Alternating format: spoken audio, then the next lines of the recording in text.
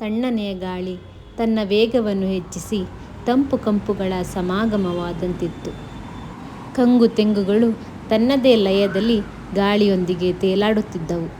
ಜೊತೆಗೊಂದು ಲಯಬದ್ಧವಾದ ಸಂಗೀತ ಗಾಳಿಯೊಂದಿಗೆ ದನಿಗೂಡಿಸಿದಂತಿತ್ತು.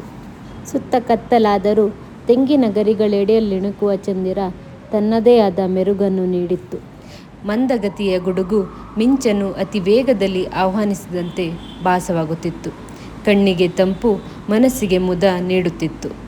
ಅಲ್ಲಲ್ಲಿ ಮಿಂಚಿ ಮರೆಯಾಗುವ ಮಿಂಚು ಗಗನಕ್ಕೆ ಬೆಳಕಿನ ಸರಮಾಲೆ ಹಾಕಿದಂತಿತ್ತು. ನಾನು ಕವಿಯಲ್ಲ, ಕವಿತೆ ಬರೆಯಲು ನನಗೆ ತಿಳಿದಿಲ್ಲ.